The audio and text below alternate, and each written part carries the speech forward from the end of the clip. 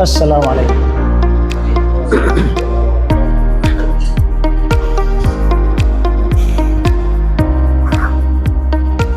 Assalamualaikum warahmatullahi wabarakatuh. Waalaikumsalam warahmatullahi wabarakatuh. Gimana kabar mahasiswa hari ini? Alhamdulillah baik-baik saja ya.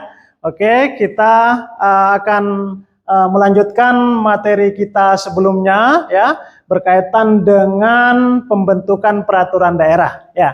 Tapi sebelum kita ke materi, kita buka dulu perkuliahan ini dengan bacaan basmalah. Bismillahirrahmanirrahim. Oke. Teman-teman mahasiswa, minggu kemarin kita materinya tentang tugas dan fungsi DPRD. Ya, masih ingat ya? Ada 3 fungsi ya berkaitan dengan tugas daripada DPRD itu sendiri. Oke, ada yang bisa menyampaikan apa 3 tugas fungsi itu? Oh ya, silakan.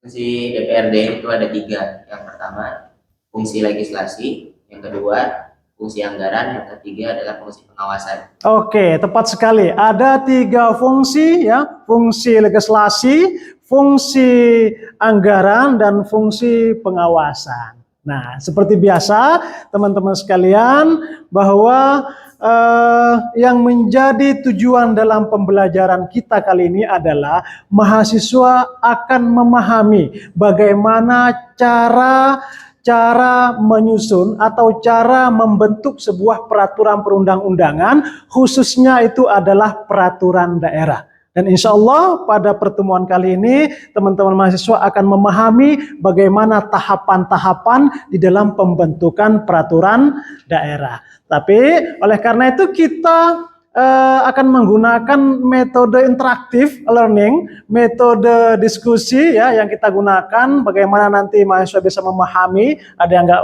paham nanti bisa bertanya berkaitan dengan materi kita pada kesempatan kali ini. Gitu ya teman-teman sekalian. Oke, kita akan melanjutkan materi tentang pembentukan peraturan perundang-undangan, khususnya peraturan daerah. Nah teman-teman sekalian, tidak jauh beda antara penyusunan atau pembentukan peraturan daerah itu sendiri dengan pembentukan hukum ya.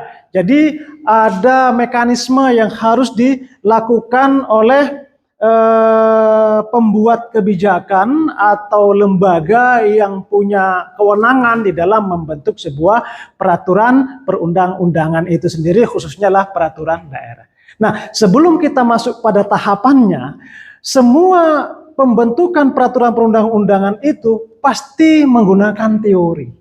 Nah, di Indonesia, teori legal sistemnya Lawrence Friedman ini itu sudah banyak dipakai di dalam pembentukan peraturan perundang-undangan, bukan hanya pada teknik pembentukannya, tetapi sampai kepada implementasinya. Nah, jadi ada structure. Structure itu adalah yang membuat undang-undang. Siapa? Tentunya adalah pemerintah bersama dengan DPR ya. Kalau dia undang-undang, maka kemudian pemerintah pusat dan DPR RI. Kalau dia di pemerintahan daerah, itu ada kepala daerah, ada gubernur, bupati, wali kota bersama-sama dengan DPRD. Nggak boleh sendiri-sendiri. Kalau sendiri-sendiri itu nggak jadi ya peraturan daerahnya dan batal demi hukum, harus bersama-sama.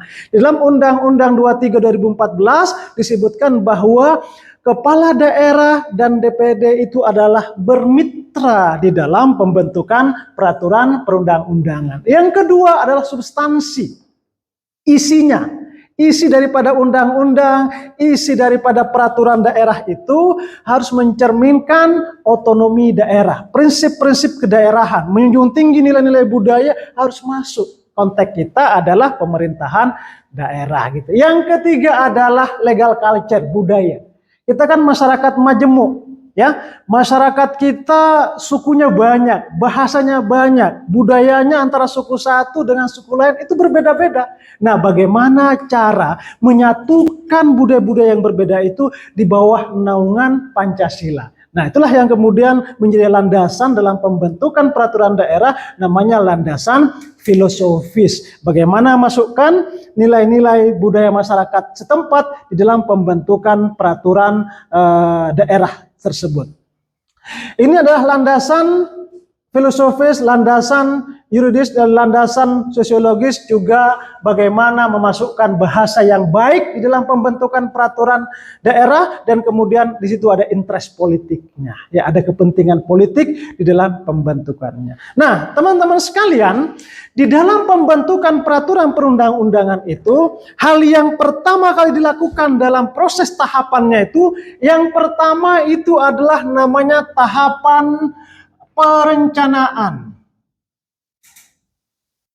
Oke, ya. Tahapan perencanaan.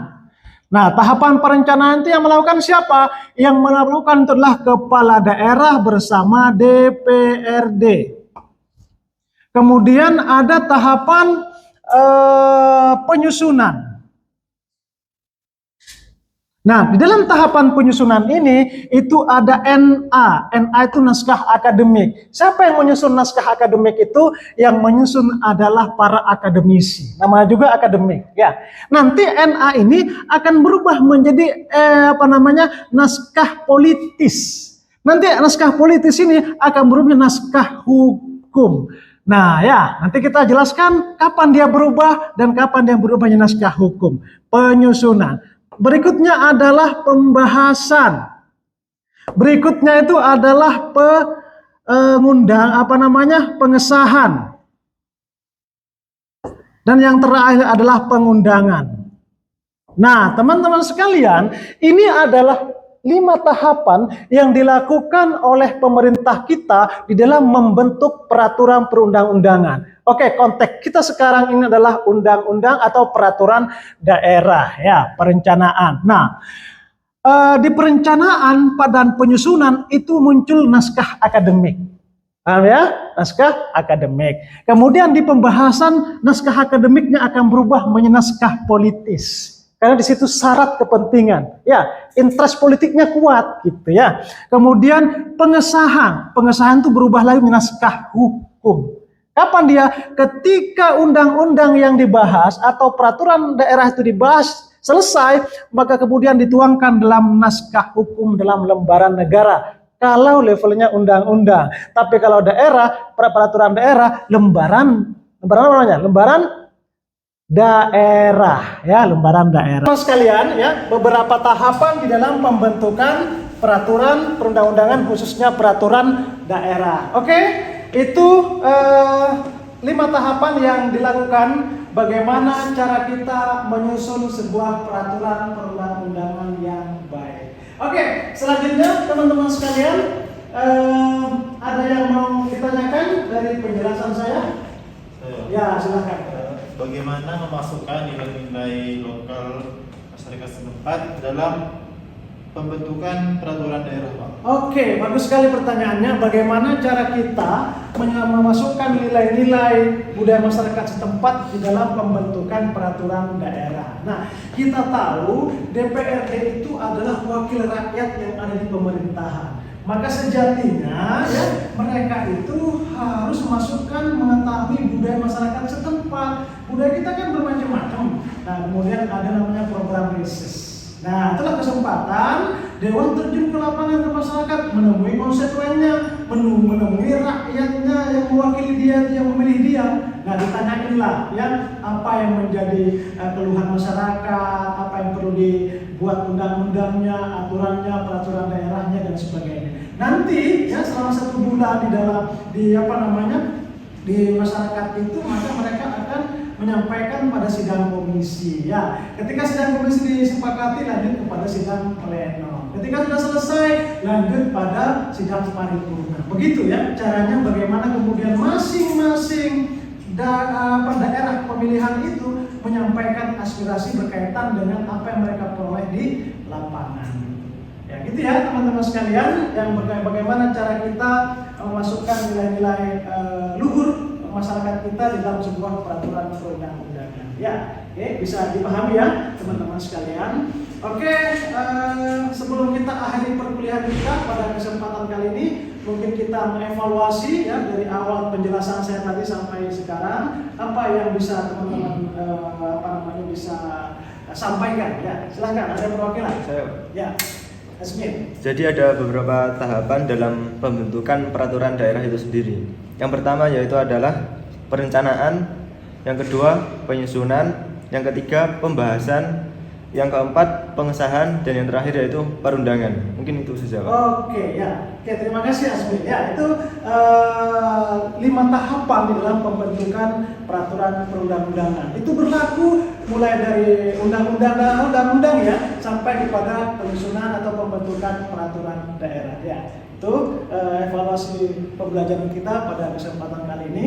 Nanti 2 minggu lagi insya Allah kita akan praktek di Dewan Perwakilan Rakyat Daerah Kota Malang ya. Bagaimana kita melihat mekanisme penyusunannya dengan baik ya. Itu sebagai salah satu metode praktek kita ya. Kita akan menimba ilmu secara praktek di lapangan ya. Mungkin itu saja teman-teman sekalian, mahasiswa yang budiman, mahasiswa yang sangat terpelajar, hal materi yang perlu kita diskusikan pada kesempatan kali ini. Kita akan jumpa pada materi berikutnya tentang pembentukan otonomi daerah, daerah istimewa ya, dan pemekaran daerah yang ada di negara kita Indonesia tercinta. Mudah-mudahan bermanfaat pertemuan kita. Kita akhiri dengan bacaan hamdalah. Alhamdulillah. Assalamualaikum warahmatullahi wabarakatuh. Waalaikumsalam warahmatullahi wabarakatuh.